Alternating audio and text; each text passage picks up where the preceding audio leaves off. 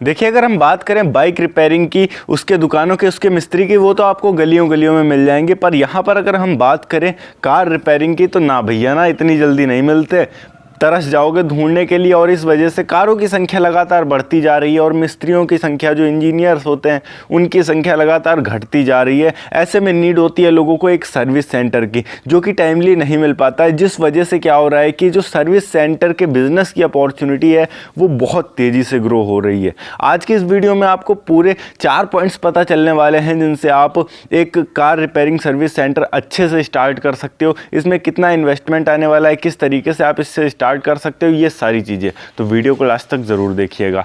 Hello and welcome friends, मेरा नाम है अनूप सिंह और आप देख रहे हैं आपका अपना यूट्यूब चैनल। इसी तरीके से हाई क्वालिटी एजुकेशनल वीडियोस को देखने के लिए इस चैनल को अभी सब्सक्राइब करें और हाँ, साथ में आने वाले बेल आइकन को भी प्रेस कर दें ताकि आप किसी भी लेटेस्ट वीडियो की लेटेस्ट अपडेट मिस ना कर सकें। So let's get started. Point number 1, यहाँ पर अब आपके पास 2 ऑप्शन आते हैं कि आप या तो किसी बड़ी कंपनी, जैसे कि हम बात कर लें कि महिंद्रा की फर्स्ट चॉइस हो गई या फिर बॉश हो गई, ये अलग अलग कंपनियां हैं जो कि आज के टाइम में पूरे इंडिया भर में कार को सर्विस करती हैं और इनके अलग अलग जो ब्रांचेस होते हैं, छोटी छोटी शाखा होती हैं, ये आपको देती हैं। इनकी कुछ रिक्वायरमेंट्स होती हैं कि आपके पास इतनी चीज़ें होनी चाहिए, कुछ डॉक्यूमेंट्स बताती हैं और कुछ ज़मीन बताती हैं, उतनी ज़मीन आपके पास होनी चाहिए, वैसे एरिया में होनी चाहिए जैसे वो बताती हैं, और ये आपको सर्विस सेंटर दे देती हैं और आप उससे चलाकर इनको कुछ % देना होता है, बाकी आप अपने पास रख सकते हैं। या फिर नंबर 2 पर अगर हम बात करें तो आप खुद के पैसे लगाकर खुद की एक सर्विस सेंटर स्टार्ट करते हैं। अब ऐसे में अगर आप खुद की सर्विस सेंटर स्टार्ट करते हैं तो सबसे पहले आपको ध्यान रखना है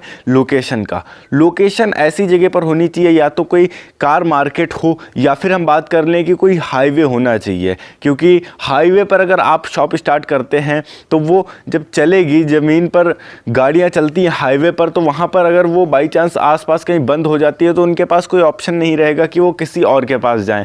अगर वो आपकी दुकान देखते हैं वहां आसपास कहीं बनने वाली है तो वो आप ही के दुकान पर खड़ी कर देंगे। इंसान धक्का मारकर कहाँ लेकर जाएगा उस गाड़ी को? तो जाहिर सी बात है कि आपके पास कस्टमर ऑटोमेटिक रुक रहा है। अब हाईवे पर आप जो ज़मीन देखेंगे वो ज़मीन थोड़ी सी बड़ी होनी चाहिए, कम से कम 4 से 5 गाड़ियां एक साथ वहां पर खड़ी हो सके। बाई चांस आप किसी गाड़ी को रिपेयर कर रहे हैं, दूसरी हो गई रिपेयर आने के लिए, वो आप कहां लेकर जाओगे? तो उसको आपको वहां पर खड़ी करनी होगी, तो कम से कम 4 से 5 गाड़ियां खड़ी हो जाएं, इतनी बड़ी ज़मीन आपको देखनी पड़ेगी हाईवे पर। फिर वो आप रेंट पर भी ले सकते हो, या फिर आप कहीं खाली ज़मीन पड़ी हुई है उस पर किसी तरीके से अपनी दुकान रख सकते हो, या फिर अगर आप खरीद सकते हो तो इससे बेहतर और कुछ हो ही नहीं सकता ना। पॉइंट नंबर 2, हम बात करें इस बिजनेस के जड़ की, जिसके भरोसे आपका पूरा का पूरा बिजनेस टिकेगा, एक मैकेनिक की। अगर आप खुद हो तो अच्छी बात है, पर अगर आप खुद नहीं हो तो आपको एक मैकेनिक हायर करना पड़ेगा।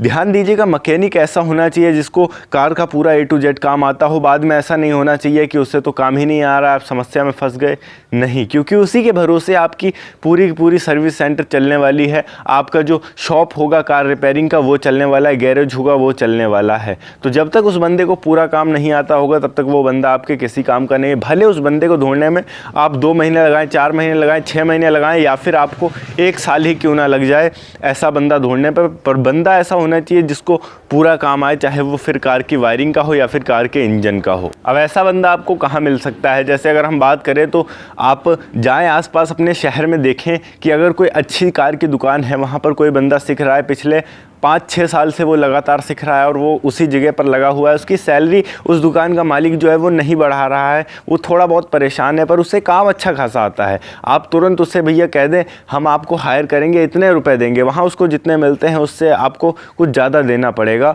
पर वो मान जाएगा अगर आप उसे ज़्यादा पैसे देने के लिए बोलोगे।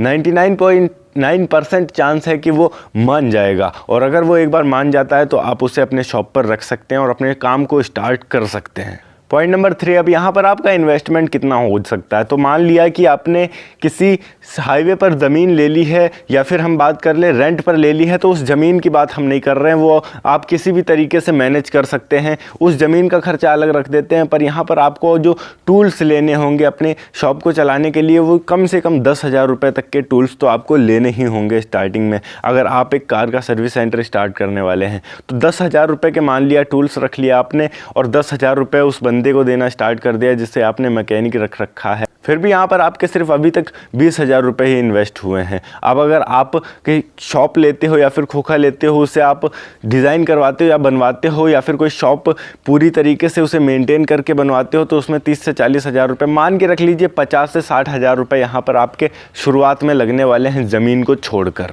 नाउ अब हम बात करते हैं point number 4 and most important चीज़ एंड लास्ट इंपॉर्टेंट चीज़ की आपके पास कुछ प्रोडक्ट्स होने चाहिए जो कि डेली यूज़ के होते हैं। जैसे कि मान लिया हर रोज़ आपके पास 2 से 3 कार सर्विस होने के लिए आ भी जाती है, तो उसमें जो इंपॉर्टेंट प्रोडक्ट्स लगते हैं वो आपके पास होने चाहिए। जैसे मान लेते हैं अगर कोई कार सर्विस होती है तो उसमें क्या होगा, ऑयल चेंज होगा, तो आपके पास इंजन ऑयल होना चाहिए। कॉमन सी बात है कि आप इंजन ऑयल रखेंगे, क्योंकि जब भी कोई कार सर्विस होने आएगी तो उसकी सबसे पहली रिक्वायरमेंट होगी इंजन ऑयल।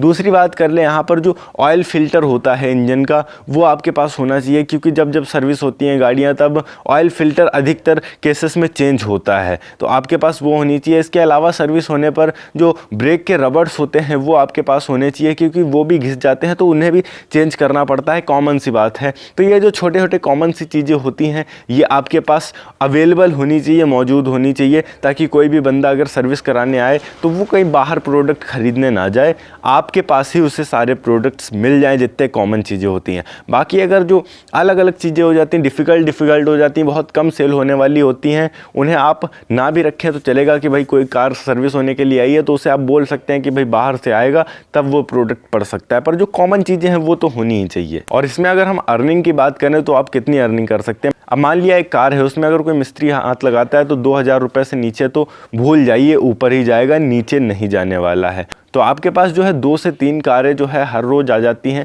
आप इसी से अनुमान लगा सकते हैं कि आप कितनी अर्निंग कर सकते हैं। ये 4 वो पॉइंट्स हैं जिनके थ्रू आप एक अच्छा गैरेज स्टार्ट कर सकते हैं। ओके गाइस, अगर वीडियो अच्छी लगी हो तो इंस्टाग्राम पर फॉलो ज़रूर कर लीजिएगा, लिंक आपको डिस्क्रिप्शन में मिल जाएगा, वरना आप इंस्टाग्राम पर जाकर सर्च भी कर सकते हैं अनूप सिंह _ASK। वीडियो अच्छी लगी हो तो वीडियो को लाइक करके चैनल को सब्सक्राइब ज़रूर कर दीजिएगा। मैं मिलता हूँ आपको नेक्स्ट वीडियो में एक नए टॉपिक के साथ, तब तक के लिए जय हिंद, वंदे मातरम।